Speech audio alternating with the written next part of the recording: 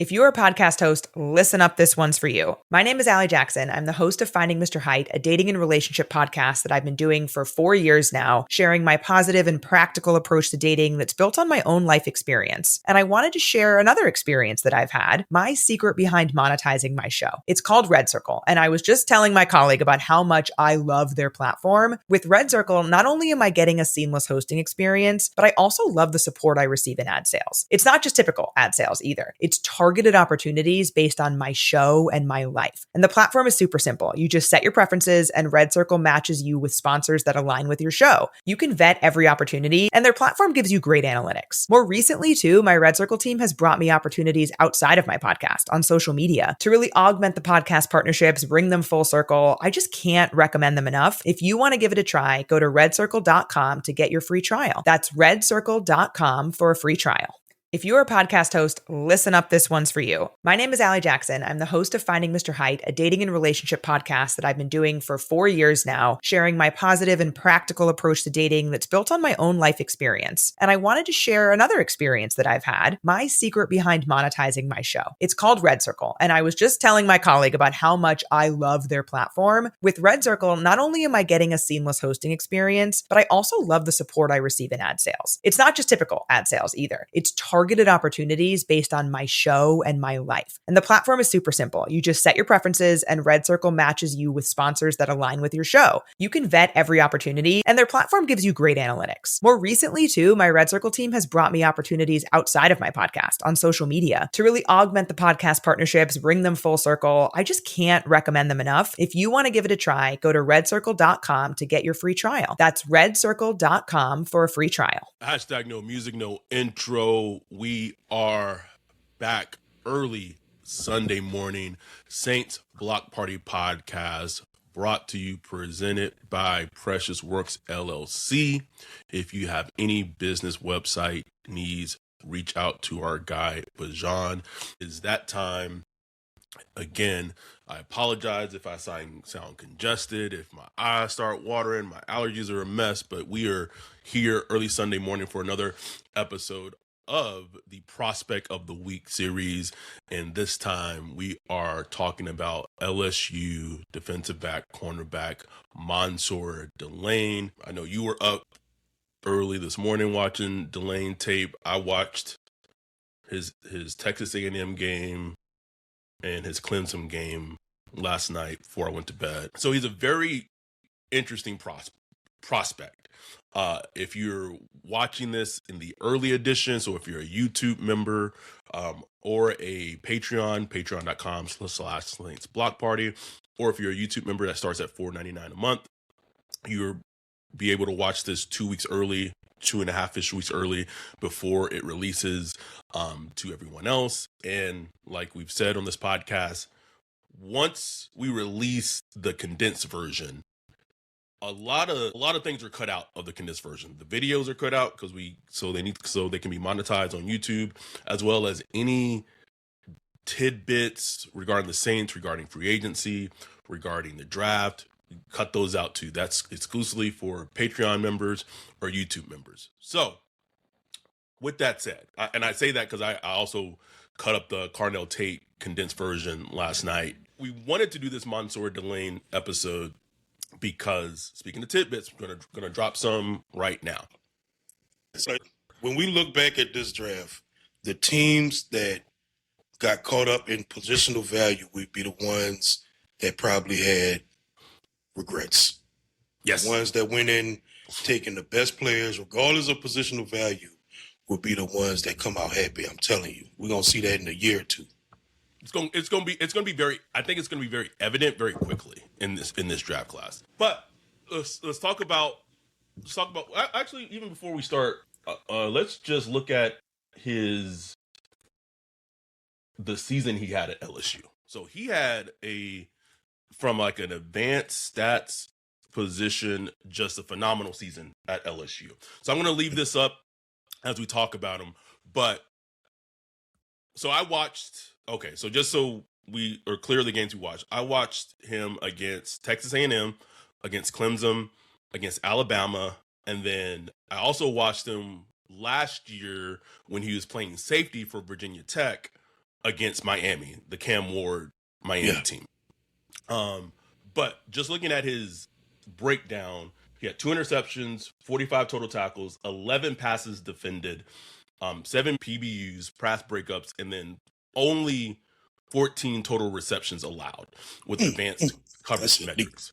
That's some neat right there.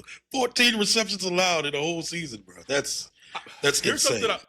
Here's something I wonder about with that stat, though. I wonder if that stat is looking at man coverage, man reps, or that's man always and zone reps. That's always the conundrum. You know what I'm saying? With those type of cornerback stats. Let's think about cornerback. You have to watch the tape. You have to. Yes. I don't care what statistics you throw out there. It's just too convoluted to look at a stat, even like the real advanced stats that look at like distance between defender and pass catcher and all that stuff. Pass catcher, yeah. You can't, like, you really just have to watch the tape to really get a good feel of a cornerback, especially the all 22. Because he played a ton of zone coverage, ton of like off coverage, bail technique, and all that stuff, where he's like kind of playing like an overarch umbrella coverage. Yep. Where it looks like he's like targeting one receiver, but really he's like kind of just overarching the whole back end. It was kind of hard. It was a kind of a struggle to watch some of these games. I watched Clemson, Alabama, Texas A&M. I watched some of that Miami. I just couldn't. I was like, I'm not watching this. And I went on YouTube because I was trying to find just some more. I was trying to find that North Carolina game, LSU versus North Carolina, but I couldn't find other than like a couple highlights because I really wanted to see him go against Lenoris, because I know Lenoris is going to throw that mug. South Carolina. I'm sorry. Lenoris Sellers don't give a shit. He going to throw that motherfucker downfield. He just don't do it. I wanted to see him like really get targeted or something. You know what I'm saying? Yeah. But I couldn't find much. But I did find some Vanderbilt when he played Vanderbilt. So they were like, I think I finally got a good feel for him. But it was kind of tough watch because a lot of just the way the defense was set up, it was like, man, this is kind of like boring cornerback tape. To be honest, you know what I'm saying? Outside of the Clemson game was good. I enjoyed watching that one. So I will word this. And again, this is us watching the tape. We're not trying to mold anyone's like opinions. Like if at all. I always implore people, especially for the draft, don't just listen to what people are saying. Yes. Just don't let what listen to people are saying. Go and watch. Now, obviously, not everyone may have access to all 22, but go and watch as much as you can so you have your own opinion of a player. It's just how it should be during draft season. Don't get caught up in the echo chamber of kind of what everyone is. Because with that said, with the echo chamber thing, I feel like if I got caught up in the echo chamber with Delane, I would be like, oh yeah, just take him at 8. I watched him, and I think he's a good player. Like, I want to put that out there. And if you're listening to this, neither Ryan or I are LSU fans. We're not LSU fans. We're not homers. So this is coming from a very unbiased position. I think he's a good player. I would be fine with him if he was the pick at 8, but I would have some trepidation as well if he was the pick at 8, because I just feel like if you're drafting a corner top 10, there has to be an elite trait that corner has. And I kind of struggle finding what that elite trait with Mansoor Delane actually is. But one thing, and kind of flip side of that, is that you talked about how much zone coverage LSU played. They played a lot of umbrella coverage. They played a lot of cover 3. They played a lot of cover 4. Who else plays a lot of zone coverage with their secondary? Brandon Staley, baby.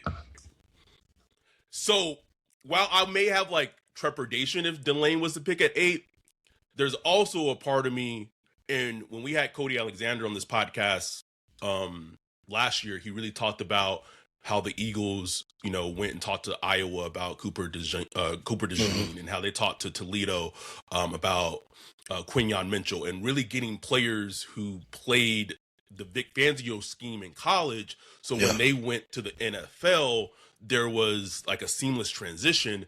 And one of the reasons why I would be more on board with the pick is that Delane came from a system in LSU that played the system. There's a lot of overlap with Brandon Staley's system. Yeah. And that's why I feel like if he is the pick, it could end up being a good pick for them overall because he fits the system like a glove. Yeah, I agree. And when you look at it, you did a lot of pattern matching type stuff. Yes. Yes. And he's really smart. Like, you could obviously just watch him play. That is one thing that was very apparent when you watched him play. Like, he very intelligent, very instinctual, plays with his eyes to the quarterback a lot, which is a good thing, but can also, in the NFL, it could get you susceptible to like double moves and stuff like that. I love him when he's just attacking downfield, when he's playing off and he's able to just kind of stick his foot in the ground and go and get after, because he's paying attention to the pattern of the route and what the QB is doing and all that. So when it matches what he's as film studied, all that stuff, he's like, boom, he's just on it. Yeah. He's trying to break up passes. He's like attacking the ball and stuff like that. I thought he's like, I think he has fluid. At first, I was wondering if was he a little stiff going into this film, and he is like just a little stiff, but. And we'll see later when we post the cut-ups. I thought his a little more fluid, hip fluidity was a little better than I would have expected. Because he's able to, when you able to isolate the few like press man-to-man coverage snaps that you could find, he's a good presser, man. Like he gets physical, sometimes a little too physical, like at the top of the route.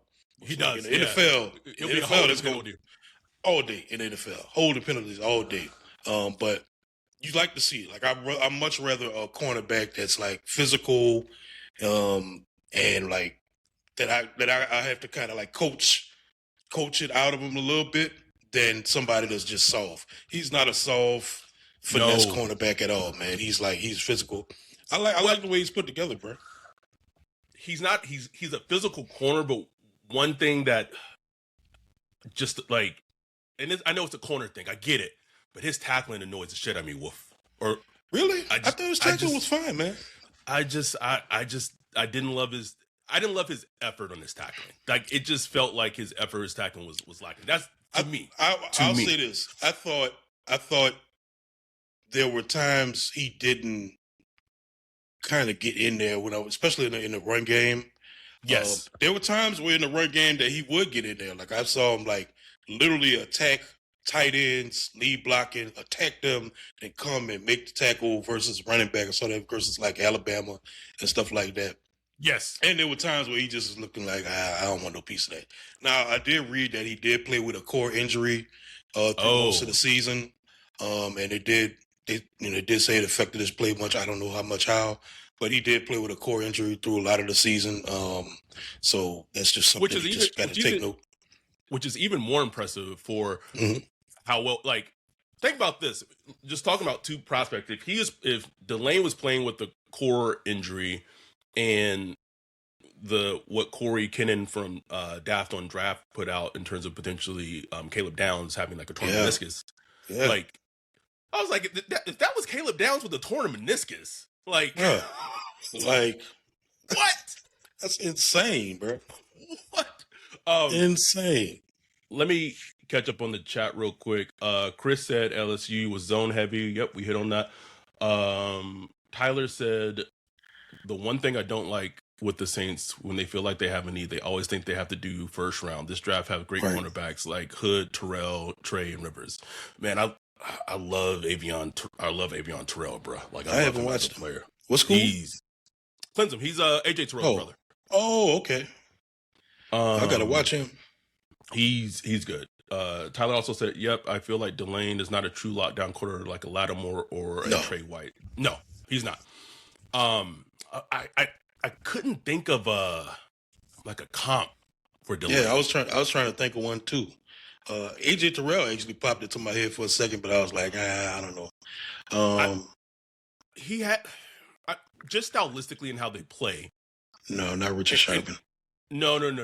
And how he, in terms of like zone but also eyes on quarterback. He doesn't gamble as much as this player did, but there's some Asante Samuel in his game a little bit. Like I some. can see that. And then Tyler said he's not even better than Will Johnson. I would take Will Johnson at 8 and not think about it. He's not even in that type of prospect. That's funny. It's funny he mentions Will Johnson because I did think of him a little bit. Because what was the question about Will Johnson last year? It's long speed. It's long speed. Like what? All the character things aside, just pure prospect. It was long speed. It was the long speed, and that's the question I have about Delane. And I still don't know if I can answer it. I don't know because we'll see when the clip I sent later. There's one where I'm like, because bro, it's funny when you sent me that cut up, it was hilarious because like I saw that clip and I was like, yeah, I was like, ooh, I'm like what is the speed like? But then I saw some others where it's like, okay, he's moving in phase. I think at the end of the day, he has good adequate speed. Like he has adequate downfield speed. But I think there are some wide receivers in the league that will catch him. You know what I'm saying? It's going to be fascinating to see on the 23rd of March if he runs the 40. I mean, I would assume he's gonna. I mean, maybe not. Right? Maybe his agent be like, bro, if you're a corner and you're as a corner, bro, you got to run the 40, bro. Did Will Johnson run at this pro day? I can't remember. Oh, he was hurt or something. Huh? Yeah, he was hurt. Yeah, he was hurt. Now, here's something I'll ask you. Because we broke down Will Johnson last year. We watch a lot of Will Johnson. Who's it like? Take Will Johnson's all the Will Johnson stuff out to the side, the injury stuff, the character stuff, just pure prospect, cornerback play. Who do you feel is a better overall prospect? Man, I like Will Johnson a little more, man, because he just I don't know, he just had that size. And Delane's not small; he's 6 foot, but Will Johnson just had that size on it, bro. He just looked like that dude, you know what I'm saying? Just that number one perimeter corner. And I do think Delane will be like a number one outside perimeter corner in the right defense. So but you brought this up. If he's the number one overall CB1 in the right scheme, let's assume the Saints, who's playing nickel? Who's playing the slot? That's the question. That's a huge question, bro, because that's the thing. The Saints need a cornerback, but he doesn't feel the need that they need. Now, could you kick Kool-Aid inside? Could you kick Quincy Riley inside? I mean, Quincy Riley played a little bit at Louisville, but like his doesn't strike me as that inside player, right? No, he doesn't. He doesn't wolf like. And I don't know. Like Kool-Aid has always been an outside corner. You know what I'm saying? So like, I don't know. Like maybe he could play inside more, but I don't know. Like, and I think a lot of fans just, and I've seen this online. I see it when we do live streams. They become very like, well, if I do this in Madden, so like it can work. And like the last live stream we do, like, oh, just put Sanctor at nickel. Like what? Like what? No. Nickel is a starting position, man. It is a starting position. It's not the old days where you just kick the cornerback that got too old. You just kick him inside. It's like those days are over with, man. You need a good corner at nickel. Like you really have to have a good corner at nickel, and that position is different than any other position in the defensive backfield. It's a very, very particular, taking the line from Taken, a very particular skill set of skills that someone has to play nickel, to play the slot position. But you talked about his man coverage. This was one of I remember you tweeting it, bro. I'm like, man, this dude can play just from like the thing I love with corners. I just love technicians. I love guys with quick feet, technicians that really just have that movement, you know. Like some people get caught up with like the physical traits and the fast guys, right? All that's nice, but you got to be a good cornerback, man. You got to be a good technician. You got to be smart, and you can I quickly saw with him, I'm like, man, this dude, he just got his technique down and all that already. Just wait till you get to the NFL. Now that's the mindset I had going into this whole film study, and then when I went to the film study, I was like, oh, okay. That's exactly how I felt, Wolf. And listen, I think one of the worst things I did for Delane as a prospect is we did the Caleb Downs Prospect of the Week episode. So we had watched a lot of Caleb Downs. And then like a week after that, I watched 2 games. And the first game I watched of Delane was that Alabama game. Oh. That's the game if you watch, if you're a Delane fan, this Clemson game, you're like, this is the guy. This is who we're getting at 8. If you have some like reservations, that in the Alabama game is so weird because he didn't get beat man to man, but it's hard to tell if the zone bust that happened in that game, were they on him? Were they on safety? We don't know. But there were I would just say there was a lot of plays made in his general vicinity in that Alabama game. And I also didn't love his effort in the Alabama game. I didn't love the effort. I didn't love the effort in that game at all. And that's what I meant. Taking into account what Brandon Staley likes to do. It's like, ooh, I know Staley looking at this like, Now, I just wonder if you had to like put him in a room and give him truth serum, just pure prospects, if he would prefer Delane or if he would prefer Caleb Downs. That would be fascinating. I would love to hear just his outlook on safeties in general, like what he values from the position. What does he want in that position? Because I think with Caleb Downs, that matters. Like, because some defense coordinators like, look, I just want a guy that sits back there, get back, and literally just play safety. I don't care about all this other stuff. Some defense coordinators want playmakers. Some of them want chess pieces and that they can move around and do all kinds of stuff. And we know Haley loves, like, that star position is crucial in his defense. Crucial. So, like, when Staley looks at him, would he view Caleb Downs as a star position? Like, I would, but I don't know. Maybe Staley doesn't. I don't know. You know what I'm saying? So I would love to just hear his outlook on it. But just, y'all go back and listen to the Caleb Downs prospect of the week, but he's just a cleaner prospect. Like, we watched 2 years of Caleb Downs, and even going back to his Alabama, like, the dude is just like clean, bro. Like, just no questions about him. Unless like the medical thing is an actual thing, which this is not me refuting Corey Kitten's report. I'm not refuting that. But I think the potential that he may have, like the degenerative knee issue, it's ironic how it's come up. I think it's very much like the Max Crosby situation, where if you ask a different doctor different things, they're gonna have more different opinions on regarding that player. I did want to load up the athletic profile the Saints have drafted for corners. So, since 2006, the Saints have drafted 15 corners. 15 in varying rounds. So, in the last decade, they've drafted 15 corners. Now, depends on if you say that Alontae Taylor is a hit or not. I think how I do the colors per how I've been doing it for so long, based on the contract that he just got from the Titans, technically he would be a hit. He would be a hit. He a hit, bro. He agreed, man. Fuck that. Fuck that. Absolutely not. I was looking at it, I was like, you got P-Rob agreed, but you ain't gonna give Alontae agree?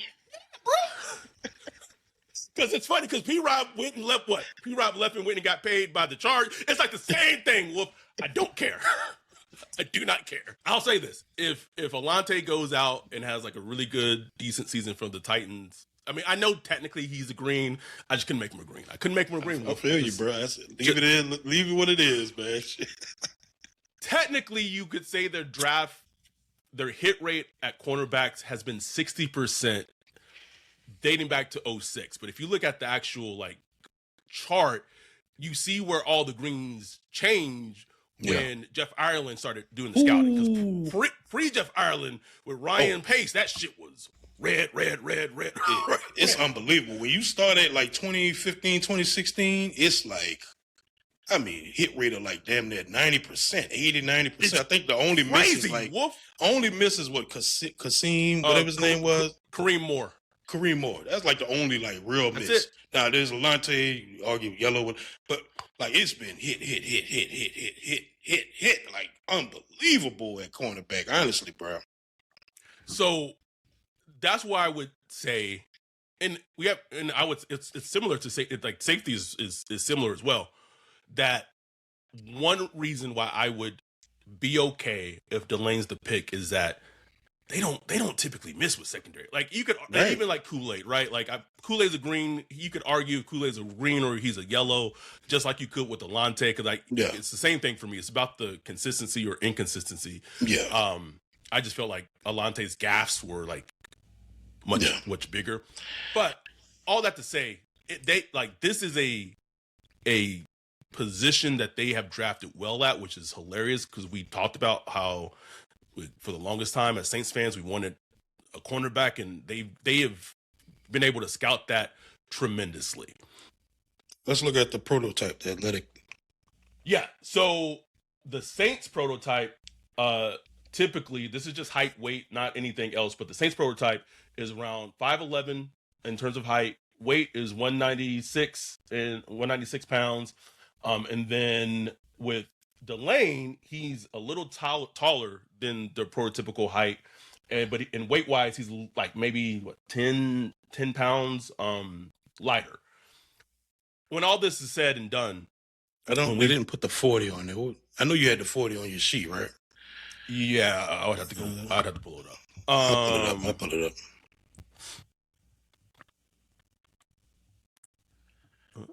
I have it. Okay. 4.48. Okay.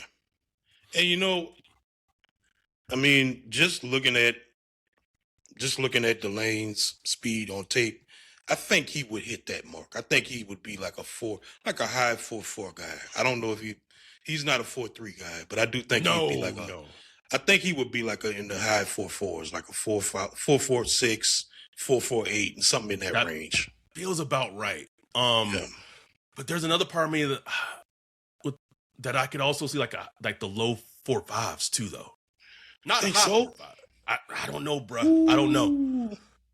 I think if they timed him, if he ran a 40 at the LSU Pro Day, and they timed him in the 4.5s at the Pro Day, he not the pick at 8, bro. Yeah, he not the pick at 8, bro. Like I'm not saying that's a death nail for corners because plenty of corners can succeed in the 4.5s, but man, at 8, that's higher than you took Lattimore.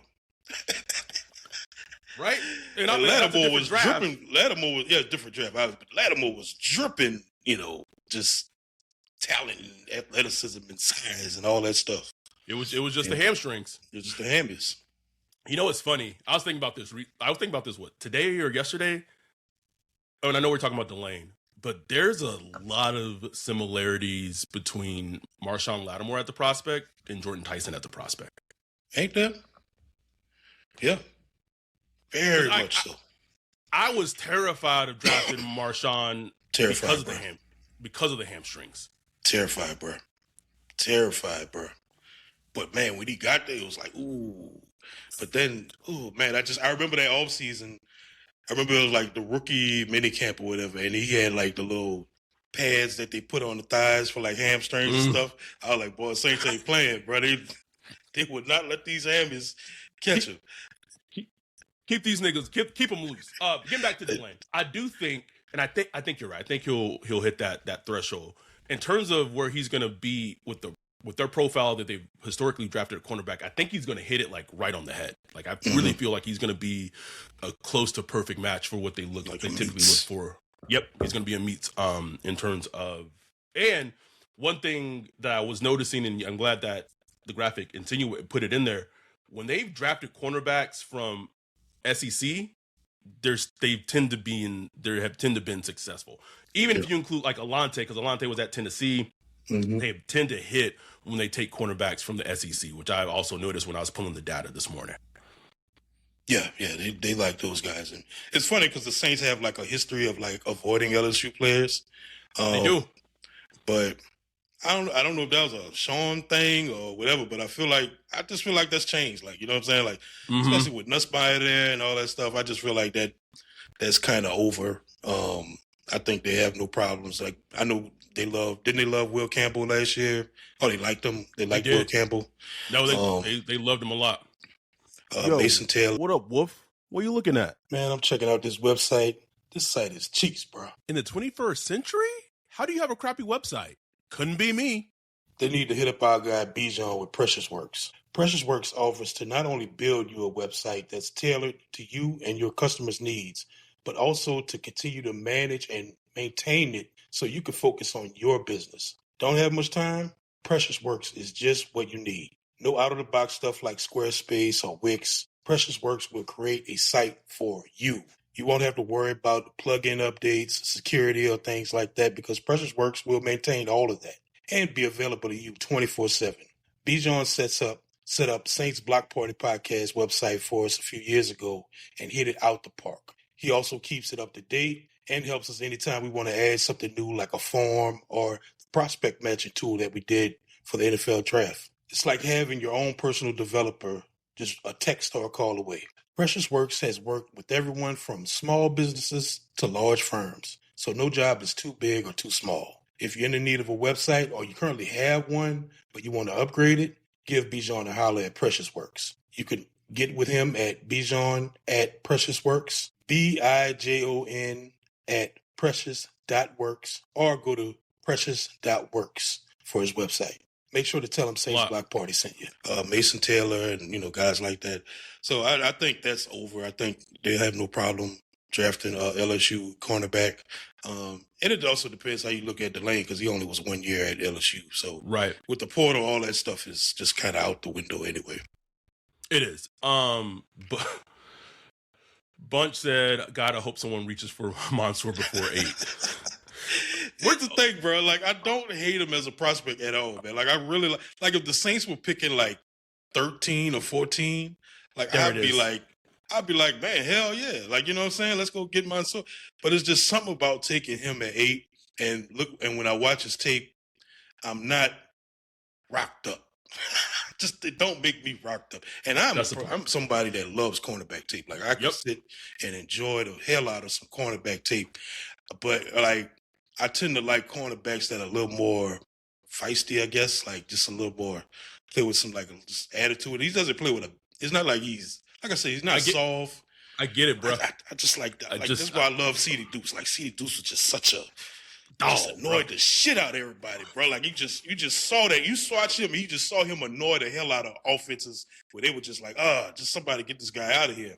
I love cornerbacks like that. But Delane is like just like a super professional cornerback, man. Where I do think he would start like day one out the gate. I do think there will be some learning curves for him, especially like the smarter quarterbacks that will target downfield and try to get him. Offenses will try to get him downfield.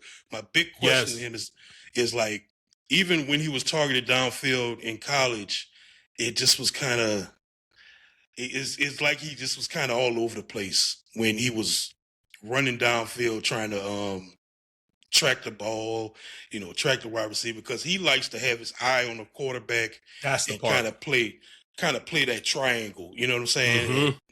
Mm-hmm. When it goes beyond that and he has to just like, boom, stick down the field, he just gets a little scrambled to me. And that to me sets off a little alarm sometimes because the smart offensive coordinators and quarterbacks like, Matthew Stafford.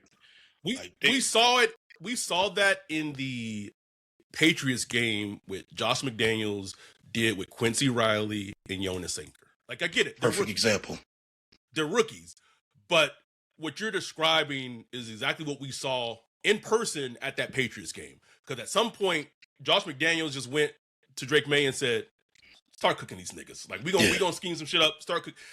And again, I'm not opposed to Delane. I feel just like in this draft, there's a couple of players that you can tag with like a blue chip prospect. And I think if you listen to a lot of people would tag, like in terms of like big media potentially would tag Delane as one of those prospects. And like to me, he's not blue chip. Like he's a good prospect, but he's not blue chip. Blue chip, I agree, man. This is Bunch. Bunch said, I don't hate him at all. He just don't make my shit jump at all. Thick and balls, relax as fuck. Just like, just chilling, bro. Well, you got to like tap it a little bit, like, hey, get up, wake up, come on. Thank you, bud. Let me ask you this, just from like Yes. a big overall view of defense, what's more important, cornerbacks or pass rush? Oh, bro, you asked me that. Asked me that at 9:15. Hey, him on a Sunday Wolf? Hey, Just I'll be sitting at 3 in the morning thinking about this shit.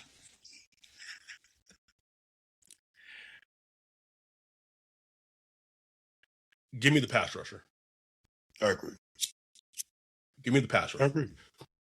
Because schematically, a cornerback can only cover for so long. Yeah. And at some point, just because they don't know where the ball is going on a scramble drill, they could have it perfectly covered up, and then the wide receiver breaks it out and coming back to the quarterback. But when you have an elite pass rush or pass rusher, that disrupts so much of the quarterback, the timing. Like sometimes the ball can't even get to the wide receiver on time because they don't have the time to throw the ball. Just if you're asking me, I would take the pass rusher. That's me. Which I agree, and it just also makes me think about this draft. Where you have guys like Avery Reese and David Bailey, who most likely won't be there at 8 anyway. But even Bain, I could understand. Let me say this: I could rationale them not being a Reuben Bain team more in my head because he just is a complete outlier from a pass rushing standpoint than pretty much anyone they've drafted at that position. Like he just doesn't fit. I'm not saying that should be a reason of why they shouldn't draft him. He just is like his arms is like 3 inches like longer or shorter than like what their prototype is. 31. Who the hell is this? Oh my God. Big creep. Ooh. Like that would change the defense. That's the thing. Like somebody like Bailey to me would change the defense. Delane, while I think he would probably be the best corner on the team. Yes. I don't know if he's changing the defense that much. You know what I'm saying? Eventually, like once all the puzzle pieces come together, like maybe you get a pass rusher down the line, defensive tackle, linebacker settles down.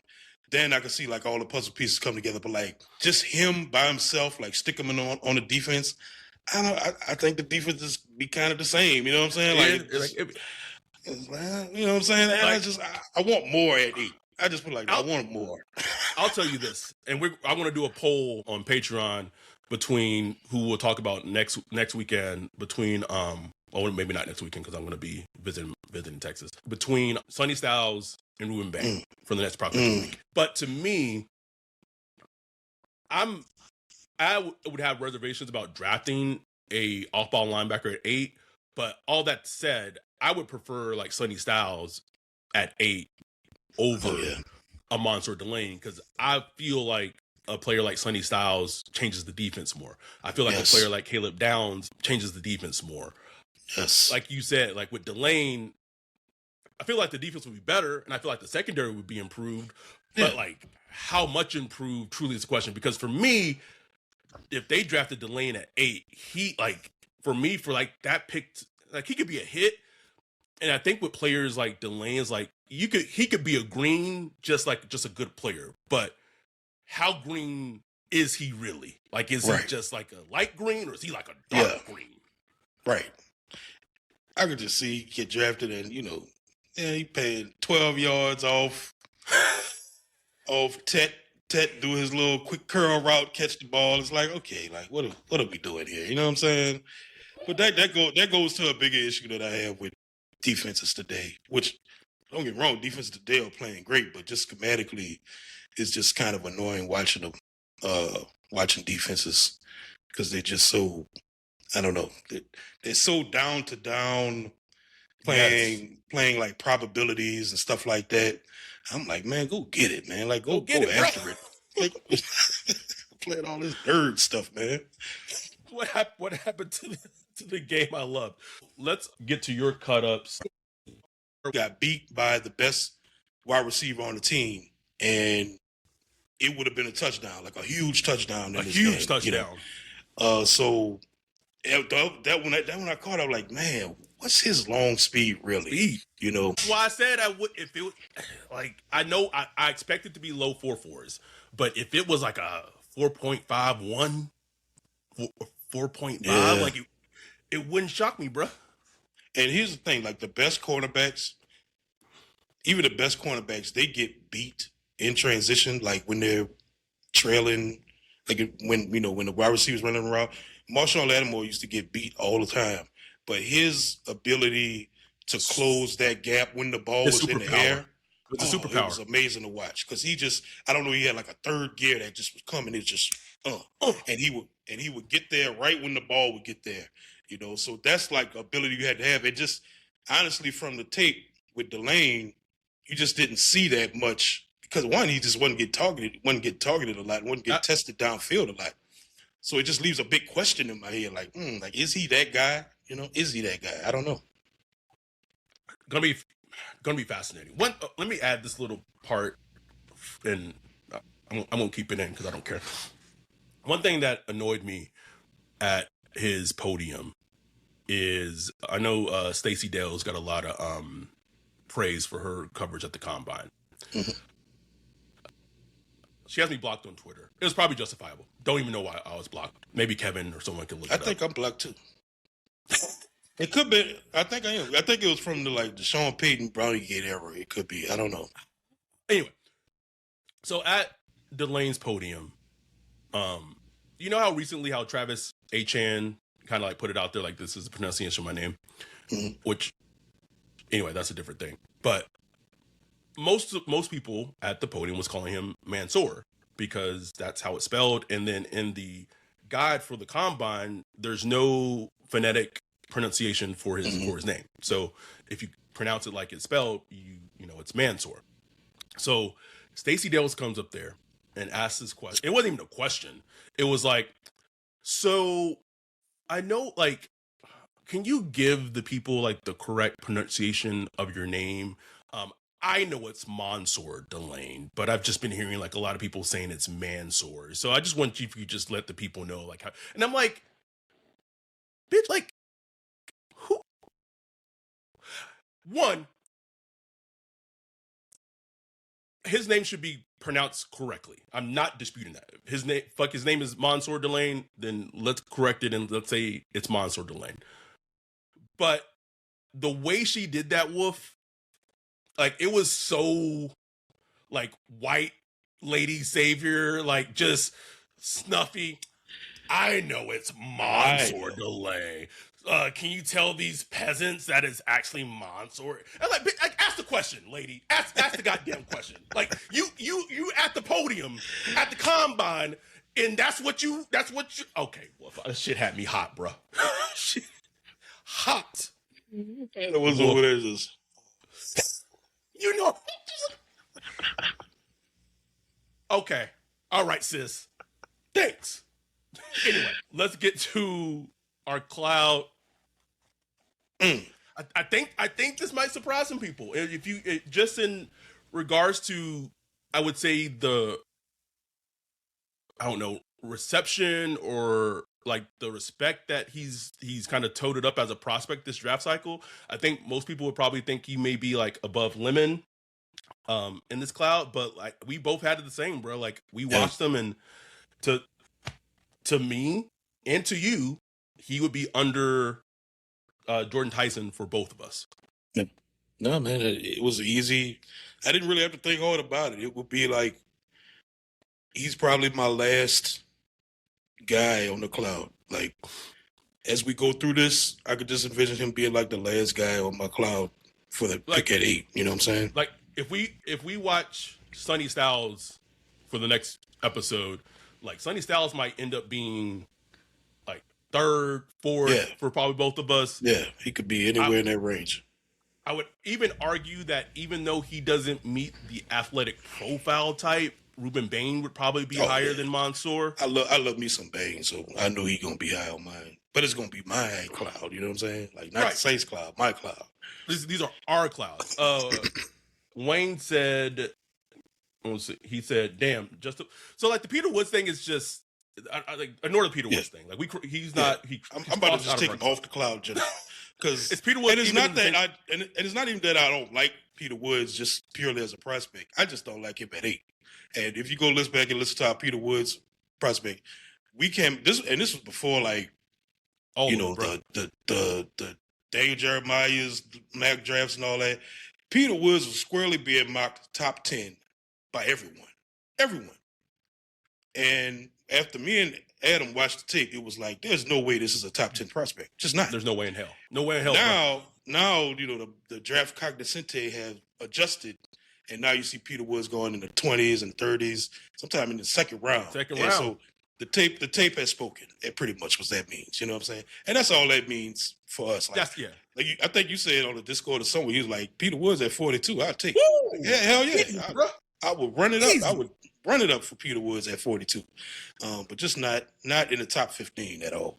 No. Anything else about your cloud that you wanna hit on? No, man, no. I just think I like Mansoor Delane. I really Delane. Don't want Stacey Dales. Keep saying Delane coming at you. I really like him as a prospect, man. As somebody who enjoys cornerback play, I really think he's just an overall good prospect. Physical, smart, intelligent. Plays the cornerback zone, man to man, press man. Like, he does a lot of the things you want a modern NFL cornerback to be able to do. So I really do like him. Just when you stack him up against some of the other guys who could be there at 8, he's just not high on my list. Same. I wouldn't I'll say this: if we're at the draft meetup, he needs to pick at 8, I'd be fine. But I feel like we are waiting for that pick to make us be like, fuck yeah, like hit the hype, bro, like that. Like we won something. Like one thing I wanted to talk about. It depends who they draft, but like if they passed on Tate and took Delane, bro. Ooh, I'd be hot, bro. I'd be hot, bro. That would piss me off. And it's not like a knock on Delane, because like I said, he'd be a good player. And at the end of the day, when you drafting, you just want to come away with good players. That's it. Like, just come away with good players, please. Not Peyton Turners and stuff like that. But I would be pissed. That's it. Yes. Anyway, we just wanted to hit on that because I just found it interesting. And I was also told that I guess like the league perception of Carnell Tate is very split, which also surprised me a little bit. Like I don't know what it is. I wish I could tell you. I wonder how he interviews. I wonder if he's kind of like an interesting guy in the interview. And he felt like that shit matters. That shit matters, bro. Like, we talked about it, like, you going to the combine, when I go to, we go to the Senior Bowl and stuff like that. Jake talked about it, like, just those little small interactions really colors your perception of those players, bro. It's so important. Like, a scout could love a guy, you can have a high grade, then the head coach or the offensive coordinator go talk to him and be like, ugh. ain't no way. Anyway, fun prospect of the week we just knocked out regarding Mansoor Delane. It was good to get into him. I know I'm going to watch some linebacker tape and be like, oh, okay, I get it. That's bro. I just got to reevaluate my linebacker scouting skills, bro. We've been awful lately with our linebackers scouting assessments. Oh, I will say we both. I loved Carson Sweat last year, so maybe it's coming back around. But the draft is, like Tyler said in the chat, almost a month until the draft. So it's the 15th. So the draft is on the 23rd of April. If you want to attend the Saints Block Party Podcast Draft Meetup, if you're a Patreon or YouTube member, make sure you RSVP. If you're not, become a Patreon or a YouTube member and RSVP. I believe the last day to RSVP is the 1st of April or the end of this month. Let me say this, man. Yeah. Anybody that has trepidation about coming through for the draft meetup, just come. Just come. It's just a great time. You just sitting there with your crew, talking football, talking draft, talking life, talking whatever.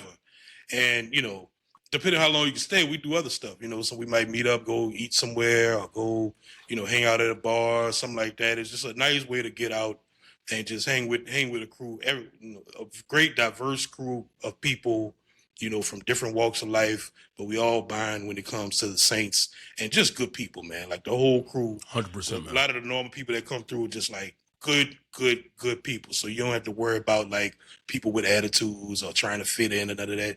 Just come and enjoy yourself. You just want to come and just sit with us and just chill, man. Just come through. Like don't. I know some people just like, do I want to? I don't. It's a podcast. I don't know these people like that. Come through, man. Like don't even think about it. Just come through. For real, come through. We'll be there. We appreciate all y'all for all the support, listening, watching, everything. We'll be back later in a couple of days to do our normal episode. We'll see if something has shaken up Saints-wise. If not, I think it's that time again for us to do some post-combine, post-free agency mock draft simulator if there's no big Saints news to talk about. And then we will also be doing our Sonny Styles Prospect of the Week. Probably not this upcoming weekend, but probably the following weekend after that. But we appreciate all the support. Appreciate y'all. Love y'all. With that, we are out. Peace.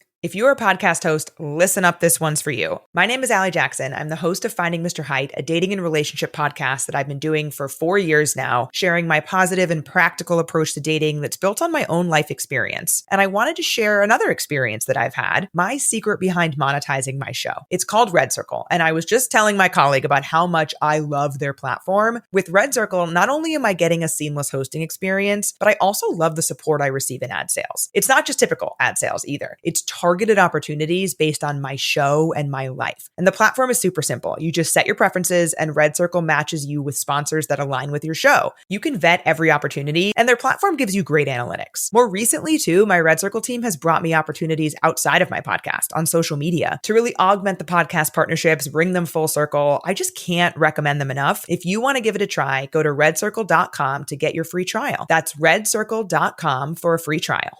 If you're a podcast host, listen up, this one's for you. My name is Allie Jackson. I'm the host of Finding Mr. Height, a dating and relationship podcast that I've been doing for 4 years now, sharing my positive and practical approach to dating that's built on my own life experience. And I wanted to share another experience that I've had, my secret behind monetizing my show. It's called Red Circle, and I was just telling my colleague about how much I love their platform. With Red Circle, not only am I getting a seamless hosting experience, but I also love the support I receive in ad sales. It's not just typical ad sales either. It's targeted opportunities based on my show and my life. And the platform is super simple. You just set your preferences and Red Circle matches you with sponsors that align with your show. You can vet every opportunity and their platform gives you great analytics. More recently too, my Red Circle team has brought me opportunities outside of my podcast on social media to really augment the podcast partnerships, bring them full circle. I just can't recommend them enough. If you want to give it a try, go to redcircle.com to get your free trial. That's redcircle.com for a free trial.